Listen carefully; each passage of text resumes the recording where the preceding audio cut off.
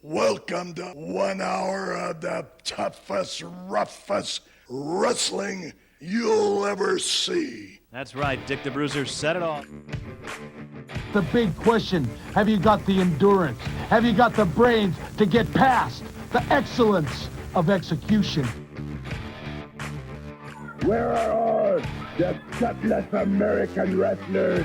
Step in the ring with the Baron and face the Brave.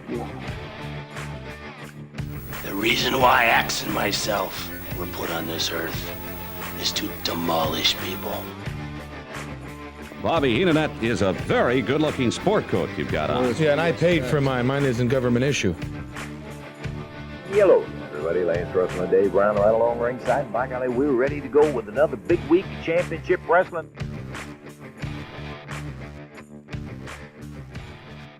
Greetings and welcome to Wrestling Nostalgia. I am your host, Dave Dynasty. Thank you for joining me. Today I got a great guest. I have Wildcat Wendall Cooley on today. He's going to talk all about his career coming up here in a little bit. Before we get to that, make sure you check out the recent bonus episode I released discussing the AWA during May 1988. I'm going to have more of these bonus episodes in the future discussing the AWA and other topics that I'd like to dive deeper into. These are fun little sidebars on things that I'd really like to just pursue that maybe don't warrant a full-time podcast of their own. So I'm going to release them just as bonus episodes here of Wrestling Nostalgia.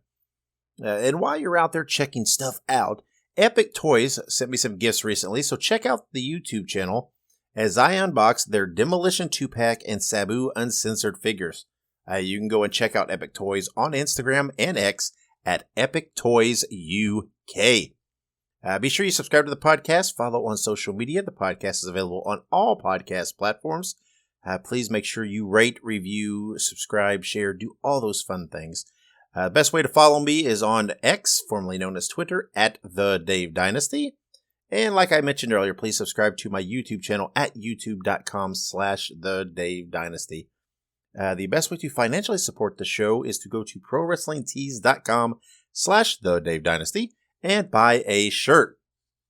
Also, while you're out there supporting things, go check out the Ultimate Classic Wrestling channel at classicwrestling.net, or you can download their app on Roku, Amazon Fire TV, Apple TV, iOS mobile, and Android mobile. There's lots of great stuff on there for you to watch. And also support Wrestling Nostalgia as part of the WrestleCopia family of shows. You can check out all the other amazing podcasts with great hosts that shine a light on wrestling history. Go to WrestleCopia.com or look up the shows on any podcast platform. Woo! Now that all that's taken care of, we've checked all the boxes, did all the plugs, paid all the bills, etc., etc. Let's take a break, and when I come back, I'll have that interview with Wildcat Wendall Cooley. This is Listen to Their Screams, a horror podcast that feels like you're chatting with friends. Hello, I am one of your friends, Dave. I am one of the co-hosts of Listen to Their Screams with my friend Ike, and we want you to come and check us out. We are a fun-filled, positive horror movie podcast that does reviews, news, birthdays, anniversaries. We play games. We are a ton of fun every week for you, the horror fan out there. For all of our links to our social media and the podcast platforms, just check out our link tree. It is linktr.ee/listen2screams. That is listen, the number 2, and screams. Or look us up on your favorite social media platform and podcast provider. Welcome back to Wrestling Nostalgia. This time I'm being joined by Wendall Cooley. Wendall, how are you? I'm good, dude. How about you? I'm pretty good, pretty good. So tell us about how you started training for wrestling. There's not a lot of information out there about your training and your start. Well, there's not even a lot of information out there where I'm even from. If you tell anybody Milton, Florida, and they go, where is that? Well, it's up in the Panhandle. I know everybody out there knows the Fullers, the Welches, and so on and so forth. Well, they all pretty much had all of the southeastern area from Tennessee, Kentucky, Mississippi, Florida, Georgia, wherever. But back in early 80s, my older brother, Greg, was working at a building material supply place and met a retired individual who, by the name of Bad Boy Hines, you'll have to go back to the, I guess, 50s, 60s, and 70s when he was in his prime. Anyway, he retired here. He was an insurance salesman. And my brother got to be friends with him and talk with him and whatever. And of course, we were childhood wrestling fanatics. And he asked him, would he be interested in training him? And Bad Boy agreed. So my brother and my cousin gathered up a bunch of material and stuff and built a fixed ring, not one that was portable, not one that was forgiving. Built one in my cousin's backyard, and they began their training sessions. Well, it wasn't long after that I got the fever, wanted to become part of it. And we really got in it hot and heavy. It was probably at least 6 days a week. We would work out, then we would get in the ring and do what we knew how to do and what Bad Boy would show us. But of course, his style was from way back in the 50s and 60s, which was a lot different than what was going on in the 80s at the time. So we brought in another individual who was more current with his style of training. And then we had a couple other people who actually came and worked out with us at the time. And I know everybody knows Bill Ash. Sure, yeah. Bill Ash was, his father had, the boot company. He made everybody's boots. Right, yeah. You know what I mean? Uh-huh. And Bill was one of the boys. So he was here in the territory at the time. He came out a couple times and gave his perception of what we were doing and what we needed to do and blah, blah, blah. Norman Frederick Charles, which was one of the original Kangaroos. Yep. He retired here. He came by a couple times and worked out with us and gave us his opinions. And finally, my brother got his first shot on Dothan TV, which Channel 4, we did it back in the studio at the time. Ron Fuller owned the territory at the time. So he got an opportunity to go and make his debut. And it was probably maybe a month later I got mine, and hell, the rest is history. Well, so I know early on in your career, I know at some point you started working as Rick Casey, Scott Casey's cousin. When was that in your early career? When did that come about? Okay. All right.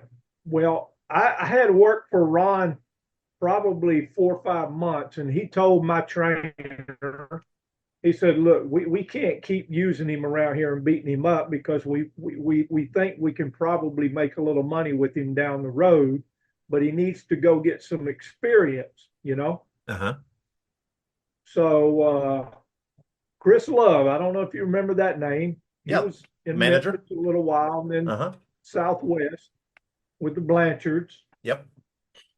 He was trying to get a little thing started up in Iowa, where he's from, around the Dakotas and Iowa and Nebraska area. So he called and asked me if I'd be interested in coming up. And of course, me being a greenhorn and just wanting to be in the ring, I did. And, you know, I worked hard, man. I had a good body. I had a good mindset. I just needed time in the ring and time on the mic, you know. Yeah, you don't hear about wrestling in that Iowa area very much. No, and not really a hotbed anyway, there. he had a money man, so he flew me up, and I was up there probably a couple months, and he brought in Scott Casey. Okay. Well, I was a big fan of Scott's, watching Southwest on cable on USA Network back in the day. He brought Scott up, and I just didn't think Wendall Cooley was a good wrestling name. Why, I don't know, but so I wanted something different. So I asked Scott, would it be a problem if I used the name Casey, and thinking if I was Scott Casey's cousin, maybe I could, you know what I mean? Yeah. You know how that is. Sure. Get a little yeah. So I did. Scott agreed, and it was good. So after a couple matches that he watched me work, he pulled me to the side and he said, "Look," he said, "when I go back to Texas," he said, "I'll talk to Jonathan Boyd, who was doing the books there at the time, and I'll give you a plug and see if there's any way he might be able to use you." Well, sure enough, he did. And that was in November of '84. I got the phone call from Jonathan Boyd. I was working as a plumber. And he asked me if I'd be interested. Hell yeah, when you want me there. So he said, well, we do our TVs on Monday night. I don't remember what day of the week it was. So I told my wife at the time, I said, well, I got a job and I'm going to do it. But if I don't make this chance here, I'll never know. So I quit my job, took off, went to Texas, and they gave me a big push. Eric Embry was helping Jonathan Boyd at the time with the books. And he and Danny, what's Danny's last name? They were teamed up as the Blondes. And anyway, got a good push there. And Scott and I became really good friends. I still stay in touch with him. He's had some bad health problems over the last 2 or 3 months. I think a stroke and some other issues, but he's well. Yeah, I've talked to Scott a couple of times. He's want to interview him, and he said when he gets if he gets feeling better, he'll come on. But after going through kind of Southwest, and you ended up in Mid-South. This is where you, to me at least, you really started getting kind of a lot of attention. This is where I really started hearing of Wendall Cooley. And man, I always liked you had a team there with Al Perez, and man, and got a tag title run there. And I always liked your team. I always thought it was a good mesh, and you guys looked good together and worked good together. Well, it was, and it did. I left Blanchard. Their territory was, and I didn't know and didn't care at the time. I wasn't smart enough to know, but it was on the decline pretty hard. And there was a lot of long freaking trips out there. Yeah.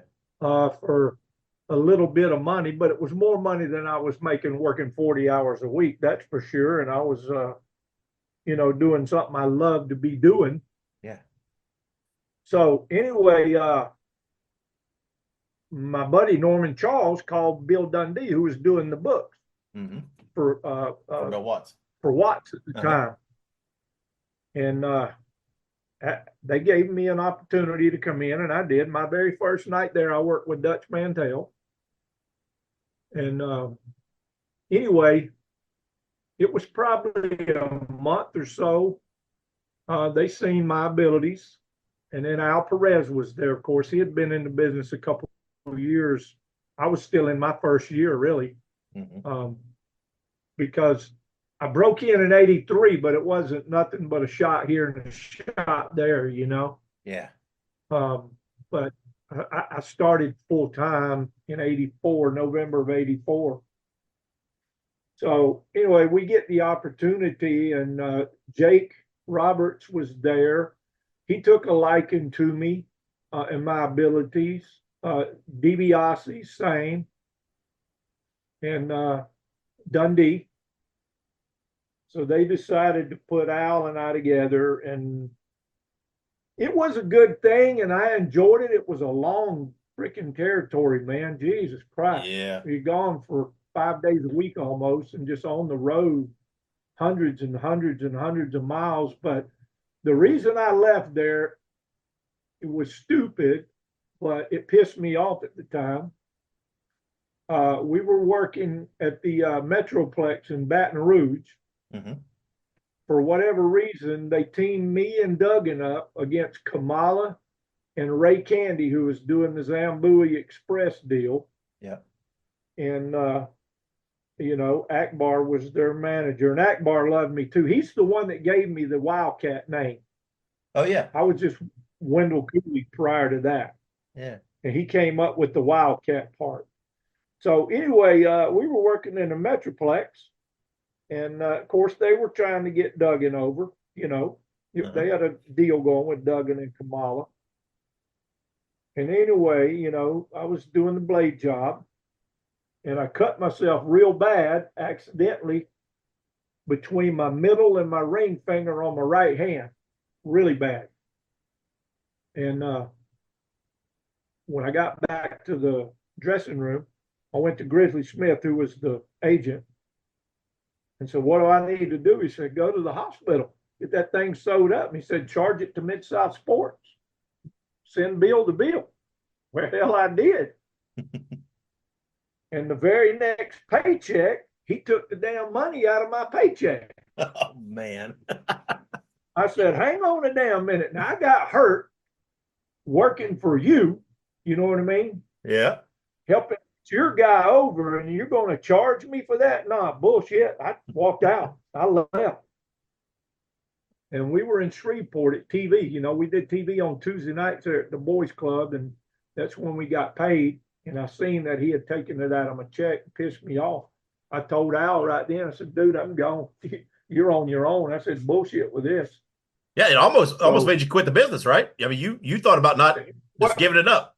Well, it did. Well, Bill Dundee had already got the word somehow, because by the time I got back to Baton Rouge, he had already called my house, and my wife told me when I got there, she said, Bill Dundee wanted you to call him. So I did, and he said, I got a spot for you. I understand you left, and whatever, you know, whatever's happened, but I said, Bill, I said, nah, bullshit on this. I'm going to go home and go get me a damn regular job again. I said, shit on this. You know what I mean? Yeah, and this is back in Memphis, though, right? Bill Dundee was back in Memphis at this time. Yes, Dundee had left and went back to Memphis. Right. And I think, I want to say Slater and Murdoch were sharing the book for Watts at that time. Yeah. And I didn't get along with Murdoch anyway, but yeah. Anyway, I told Bill, I said, tell you what, give me a few days, let me get moved back. We had to leave, you know, pack up and move back to Florida from Baton Rouge. And I did, and I got my wife settled in, and I called Bill, and he said, look, I got a good spot for you. He said, I got a good crew coming in. He said, I think things are going to do good. You're going to make some good money. I'm going to work a program with you and Dutch and blah, blah, blah. And this was around Thanksgiving time of 85. I said, okay, I'll come and give it a try, but I'm not going to play this bullshit and, you know, like just happened, you know. You take care of me, I'll come in. But other than that, no. I got you, mate. So I went in, we had a good run, and made more money there than I did working for Watts. And Watts's money was double what I was getting from Blanchard, of course. But we had a good run there. I mean, Tommy and Bobby were there. You know, The I don't Fantastics. blank now. Yeah, the Fantastics. Mhm. Dutch and I was there. Buddy Landell was there. Dundee was there. And I think a couple other guys. Of course, you know, Tojo was a regular there. Billy Travis, who's gone now. Yeah. He was there at the time. Pat Rose was there. I think Jeff Jarrett was just trying to break in as a referee at the time. He was still going to school. And we had a good little run, really did. Well, yeah, of course, Lawler was there bringing his, I've heard you tell his guys in. I've heard you tell the story about when you went to Memphis, though. This is where you really kind of learned about the advantage of merchandising and selling pictures and things like that. God, dude, that was unreal. My very first week there, I'm in the dressing room, and this older guy walks up. I'd never met him. Hands me an envelope.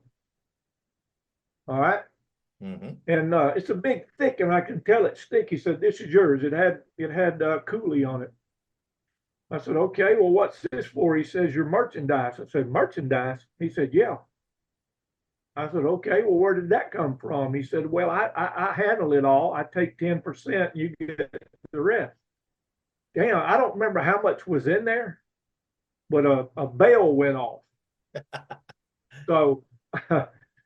So along with that, you know, that's cash money. You know what I mean? Of course, we got paid in a check, but that was cash money, money on my hip, you know, my little hush money stuff. So anyway, when I decided that it was time to leave Memphis after the program with Dutch was over, there wasn't much left there for me, you know, and I had gotten a phone call from the Fullers. They had a spot open for me. Of course, that's what I wanted to do, is come back home and be home and do this. Yeah, close to home. Yeah. Yes, that was in March of '86. I came in, and Adrian was here, who he was working with Norvell Austin at the time, and that program wasn't really igniting a lot. Austin Idol had just left. I guess had a falling out or something. He had left.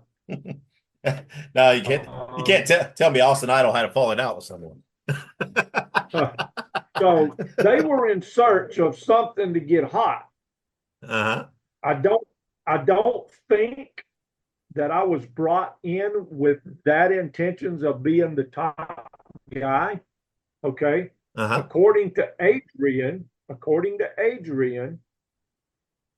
he told me that I was just actually really brought in just to get him over because of the gimmick that I had, and then of course his gimmick.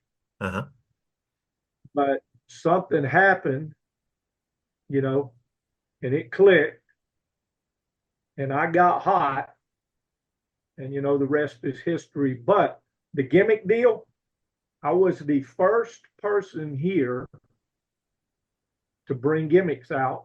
I mean, nobody was doing it. They had a little weekly program they would print and pass it around and sell for $1, but none of the guys did the gimmicks. Yeah.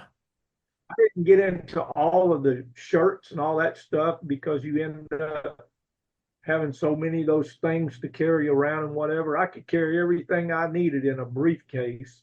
And it was unreal, dude. I mean, freaking unreal. How those guys never thought of that, take advantage of it. Now, the heels were pissed. You know what I mean? A couple of them tried.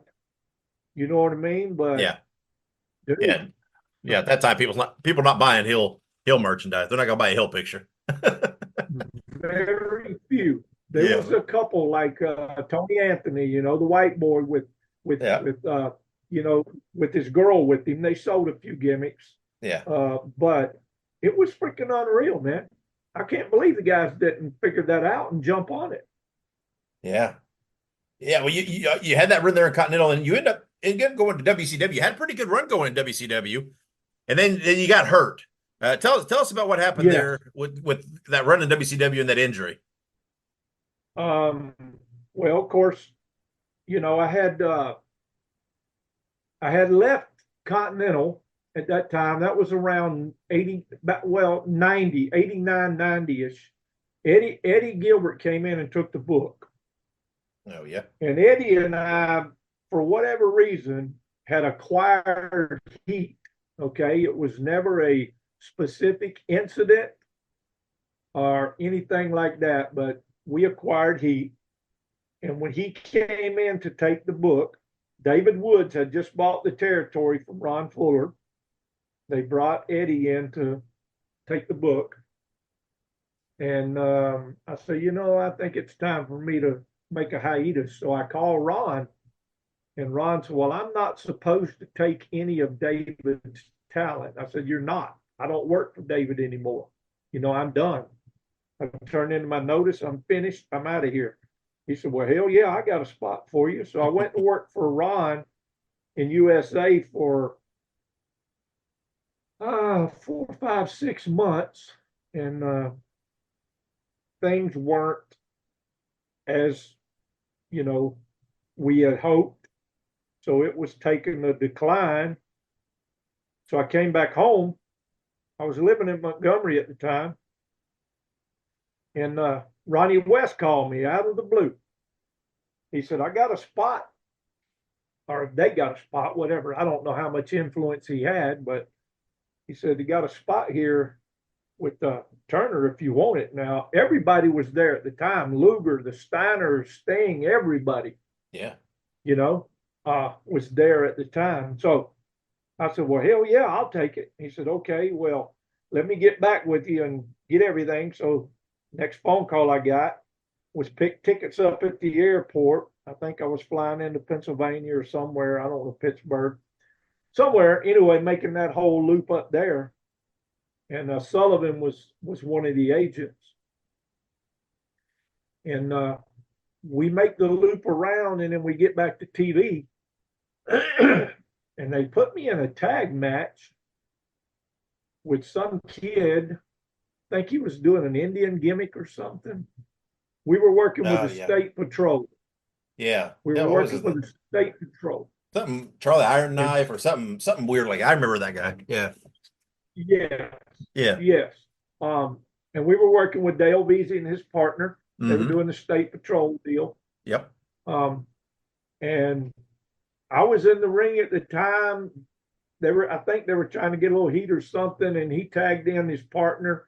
When he came in over the top rope, you know, he jumped in over the top, lost his balance and clipped the side of my right leg. My knee hit me right in the knee, and it went 90 degrees, like the old Joe Theismann break. Yeah. But right in the knee, right in the joint. And instantly I don't remember if it was Pee Wee or who the referee was. I said, let's go and get this over with now. I'm hurt bad. So we did. They carried me out of the ring and got me to the hospital. And I don't remember if it was the Hawks or the Falcons orthopedic team doctor came in, and he told me, he said, we need to go in, and based on the x-rays and whatever, we got to go in, open that up and see what we got to do to fix it. I said, you don't understand, Doc. I don't have insurance, number one. Number two, if I don't work, I don't get paid. What are my options? He said, well, you really don't have many. Well, what are my chances of being okay? He said, very slim. So I tell you what you do. If you can fit me with one of them metal braces to keep my legs still, I got to try it. He said, I don't advise it. I said, well, I got to. You know what I mean? I had my opportunity, you know, to finally get in to some national exposure. So I did. And like I say, Kevin Sullivan was the agent. And he told me, he said, if you can just get to the ring, I'll take care of you. I said, no, I know you will, brother. I said, but he said, no, I know it's bad. Just get to the ring. You know what I mean? I'll take care of you. You can keep your job. I would wrap that thing so freaking tight before I went to the ring. And thank God I had slip-on boots. I wore the cowboy boots. Yeah. So I could do it just in a couple minutes before I went to the ring. And by the time I got back, man, that thing would be so purple and so swollen. And I did that for a whole week. We made it back around to TV in Atlanta.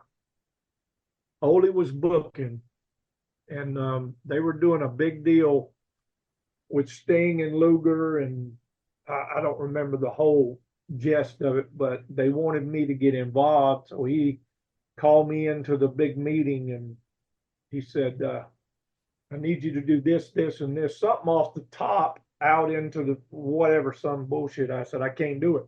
He said, what do you mean? I said, my knee. He said, well, what's wrong with your knee? I said, you don't know?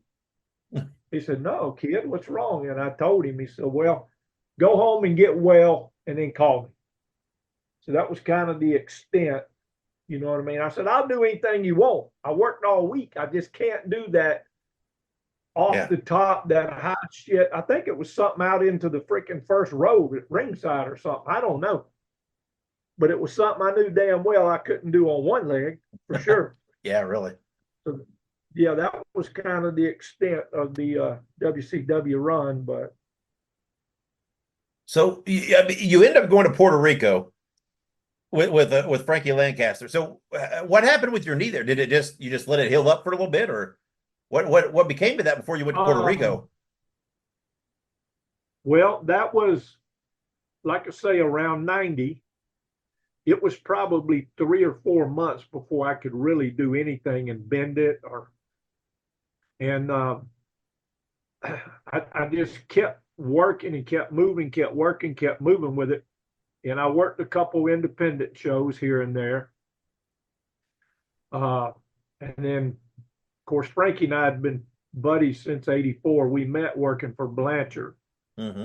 And then I got him a job with Watts, and then I got him a job in Memphis. Then I got him a job with the Fullers. And anyway, he had been to Puerto Rico once before,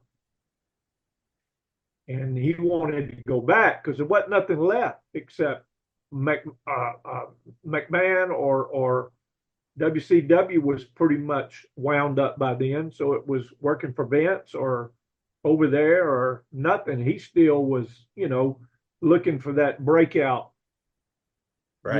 moment. Yeah.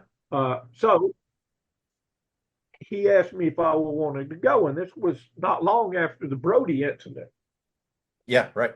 So I said, well, okay, I'll tell you what, if you can get us a guarantee, I'll go. He said, all right, well, let me call Carlos and I'll call you back. So he did. He said he'll give us $1,000 a week. Okay, we'll try it.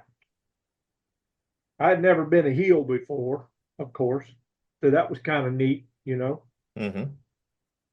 So we went in and we had a good run going, had a good thing going. It just, I don't know, the lifestyle was not my cup of tea. You know what I mean? Yeah, yeah. And then, of course, Dick Murdoch came in and took the book. Murdoch and I didn't get along. What really pissed me off was Frankie and I we had a local there, a young kid who'd done a lot of pictures and stuff and sent them into magazines and things. I can't remember his name. We just knew him by Richie. Mm-hmm. So he would take us 2 or 3 days a week. Well, we were making a trip, and Richie was driving. He had a little Nissan. He was driving. I was in the front passenger. Frankie was sitting behind me in the back seat. And we're strolling along up the highway. We coming into a 4-way intersection, and a car turns right in front of us. Oh. And we broadsided them at about 50, maybe 60 mile an hour. I don't remember. But Frankie hit the back of my seat and pushed me through the windshield and cut me up pretty bad. I'm surprised it didn't break my neck, but cut me up pretty bad. So we're standing there at the intersection there, and people gathered around, and I'm bleeding profusely, from 3 or 4 places on my body, waiting on an ambulance. Finally, the ambulance gets there and get me taken care of, take me to the hospital, and I go in and get sewed up, and we find a ride from the hospital to the building where we were supposed to be. And when I get there, Murdoch says, "You guys are up. Hurry up and get dressed." I said, "I'm not getting dressed, partner. I can guarantee you that." He said, "What are you talking about?" I said, "I'm not getting in there with these open wounds. I probably had 30 or 40 stitches between my head and my arm and all." I said, "I'm not doing it. I'm not going to get in there with this dirty crap and get staph and take a chance of busting this open and whatever." So anyway, he got a little attitude and we had some words. So the next day I told Frankie, I said, "You know what? I'm going to go on back home, bro." I said, "You can handle this on your own. You don't need me here, So that was kind of my extent of my Puerto Rico stuff. Yeah. Well, at some point, you and Frankie had a tryout match with the WWE against the Bushwhackers or the Sheepburgers. We did. When was that, and how did that come up, and what became of that?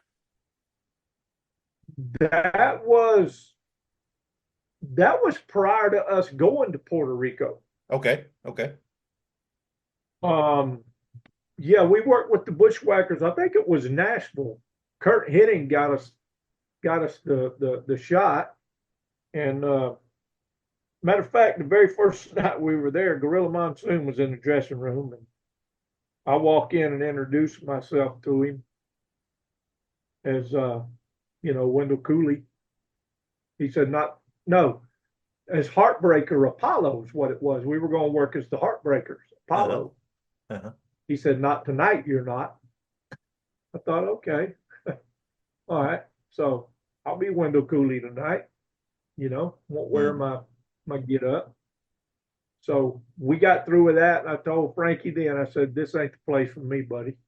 I said, "I have no doubt that we could get a job, but they're going to totally bring you down, totally rebrand you, hold you until they think that they're ready or find the perfect opportunity for you to do something. And I'm not up for it. You know what I mean? I done paid my dues, I've done been on the top in 3 different territories. I know how to get people over. I know how the whole deal with drawing money is. So I told Frankie, I'm not interested. If you want to keep on going, buddy, have at it, but I'm done. So yeah. That was kind of it. That's just the way they did things. You know what I mean? Yep, absolutely. I didn't work too hard to be Wildcat Wendall Cooley, number one. And then, doing the Heartbreaker gimmick with Frankie would have been okay. I prefer to be a single because honestly, I'm a lazy bastard in the ring. I don't like to do a lot of thinking. I just like to do a lot of reacting. And when you're a baby face and you got a good heel, all you got to do is listen and react. Right. But when you're a heel, you got to do all the thinking. You got to do all the thinking for everybody, And that just wasn't me. I don't know if I've ever heard anybody give that reason for wanting to be a babyface, so they don't have to call the match. Well, yeah, I mean, you just got to react. You know what I mean? Absolutely. It makes sense. When you're working with enhancement talent, a lot of those guys you have to because they don't know. Yeah, right. But anytime I ever got in the ring with a guy, whether he was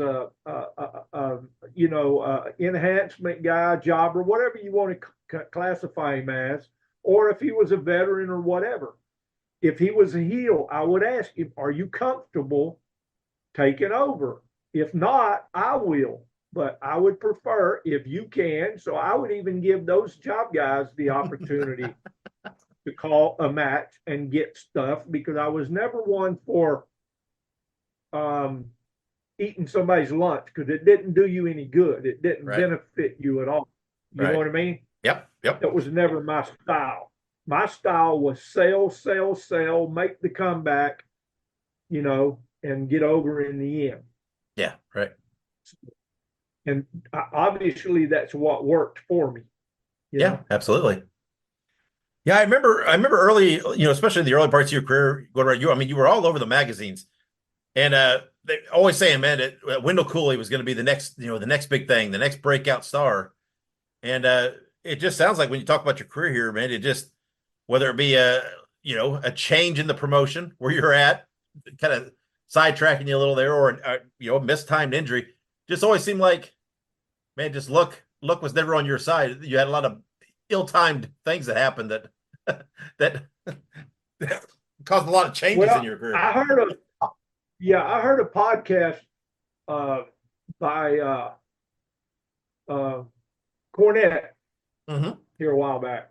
Yeah. And he summed it up best. I came along at the wrong time. Yeah. You know, all the territories were shutting down. Everything was going national between Turner and Vince. And, you know, they were taking all of the veteran people, you know, over the new guys. Now, like I said, there was no problem and no doubt in my mind I couldn't have earned my spot if I had not have gotten hurt with Turner. You know what I mean? There was no doubt in my mind at all. Just only because of my work ethic. I did have a decent knowledge of the business. I understood the business. I knew how to make money.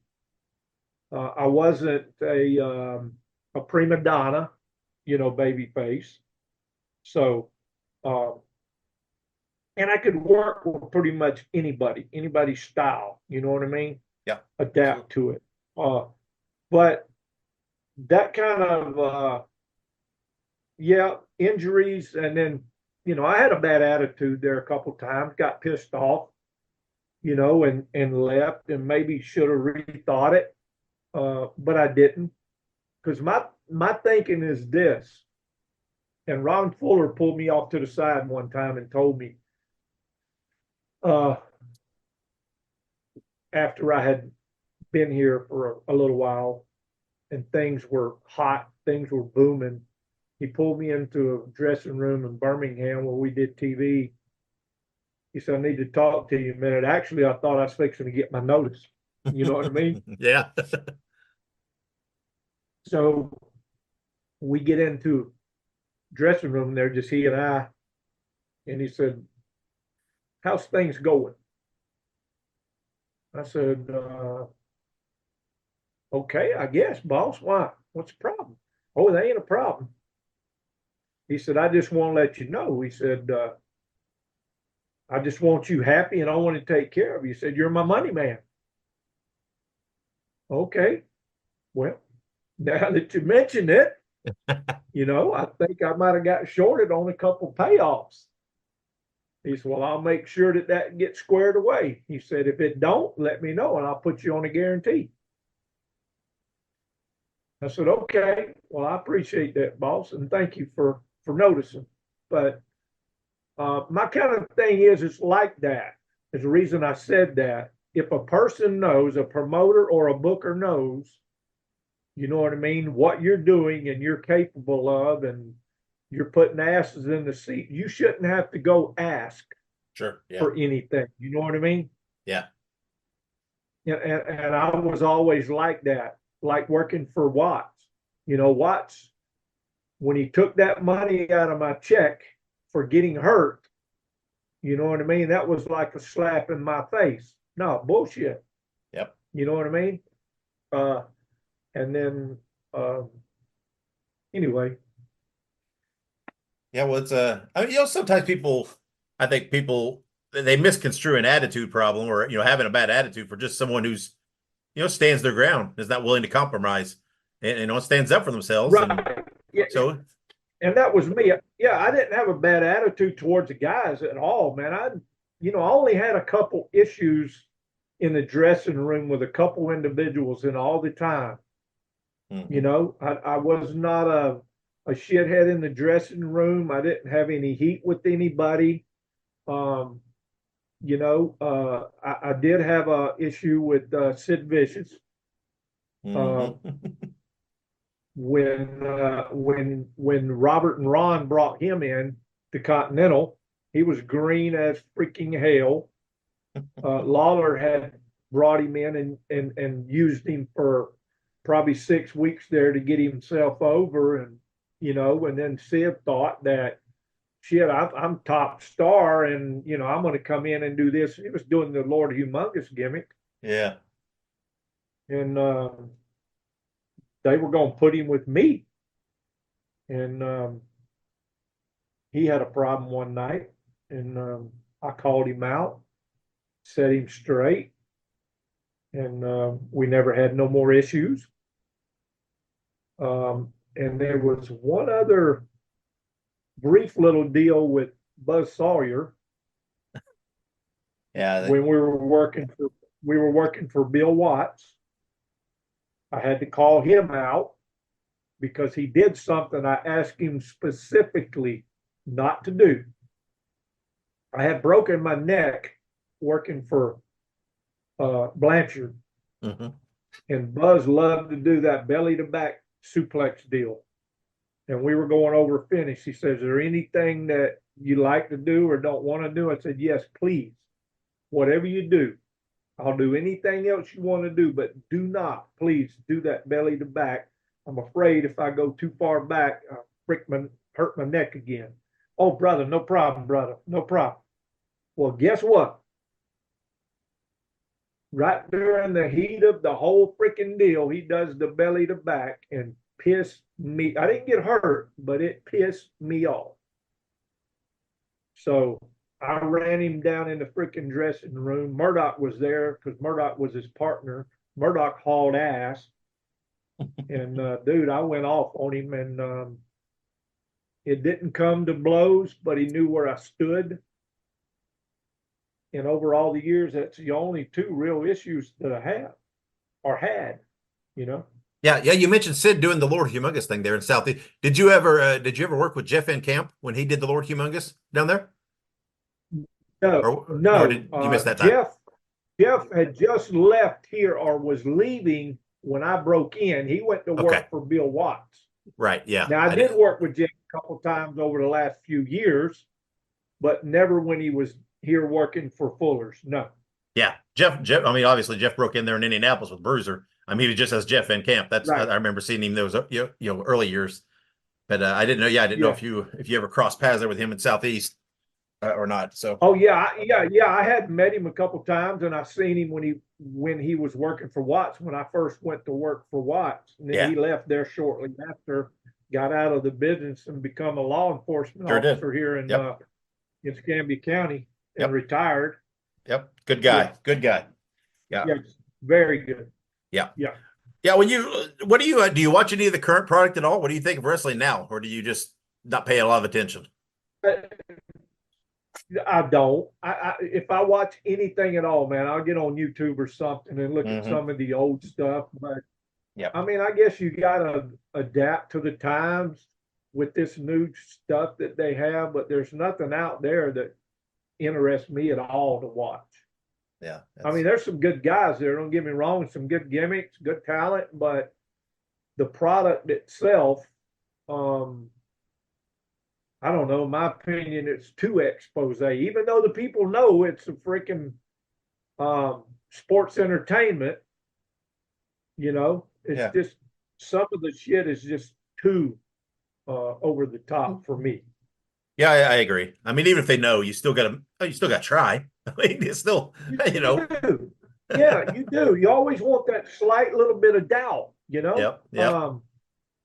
But it's just some of the stuff is just over the top for me. And there's some good talent out there. I mean, really, Guys work hard, man, and they got good physiques. They put their time in the gym and they do whatever. But some of the stuff that they come up with, it just, in my opinion, probably don't mean shit to nobody but me. But it's just over the top for me. If I was a mark buying a ticket, I probably wouldn't. Yeah, I agree. So, so do you get out there? Do you do any appearances, conventions, or anything? You ever get out there and meet the fans and do any of that kind of stuff? We were doing a reunion show every year up until last year.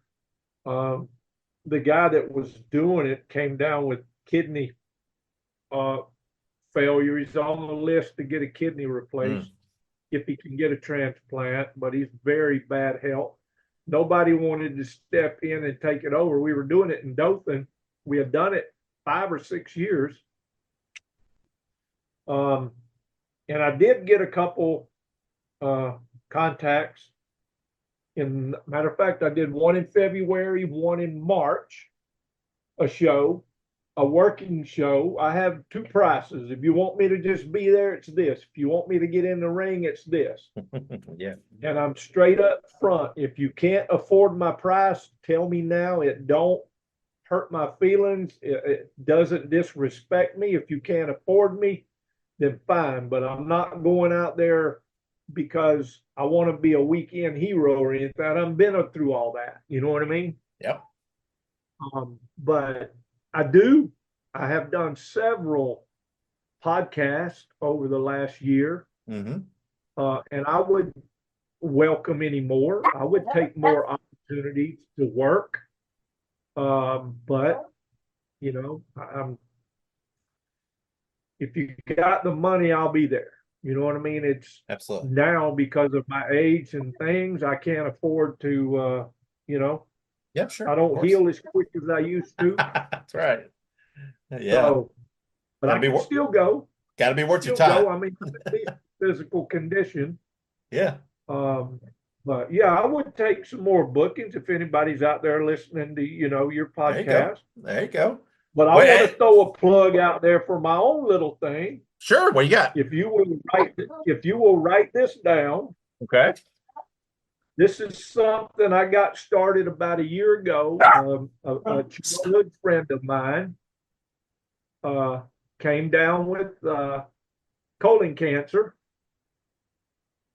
He is a big fanatic on singing, karaoke. He had been doing it on his own, doing a little weekend thing. He'd do a little live thing on Facebook. So he invited me over.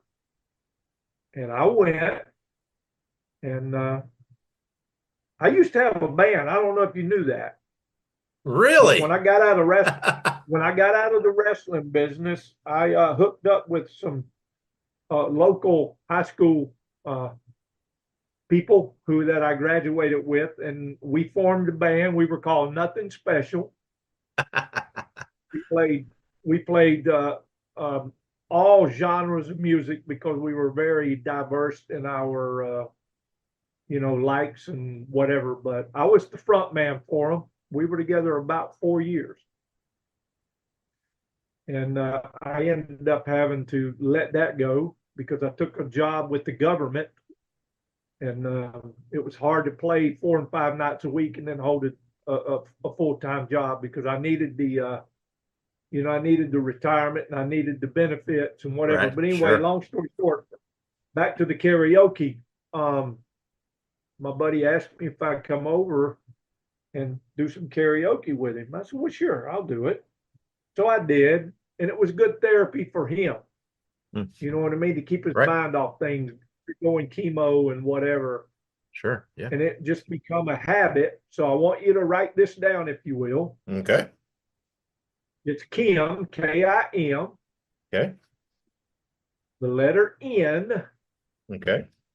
And William, W-I-L-L-I-A-M, Land, L-A-N-D. It's their Facebook page.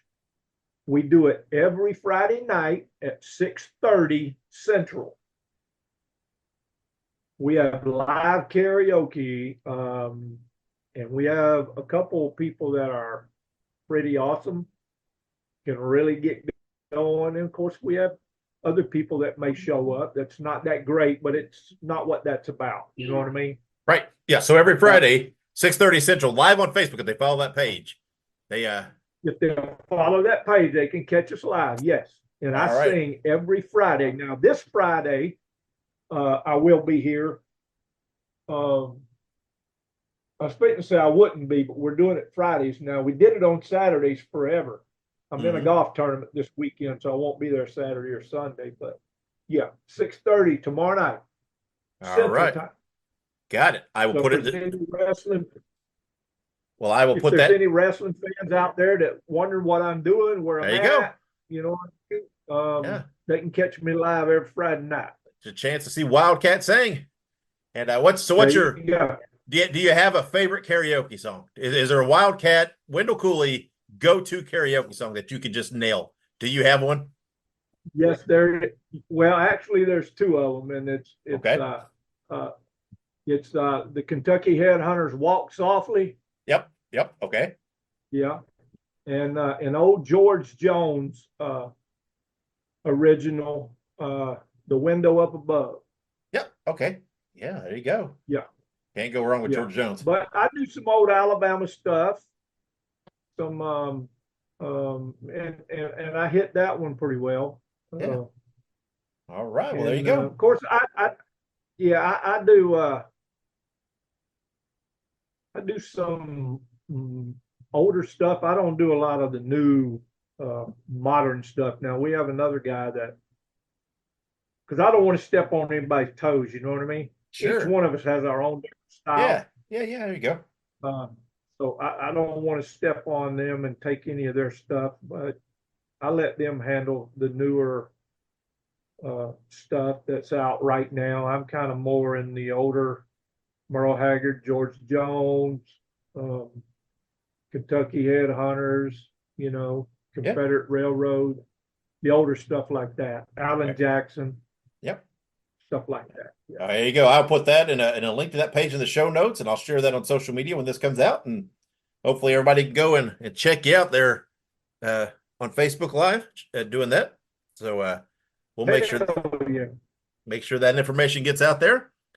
Gene Jackson here, inviting you to join us for the Retro Wrestling Review Podcast, where each week I'm joined by a guest co-host to review and discuss old school pro wrestling. Right now, we're doing week-by-week reviews of USWA Memphis from 1993.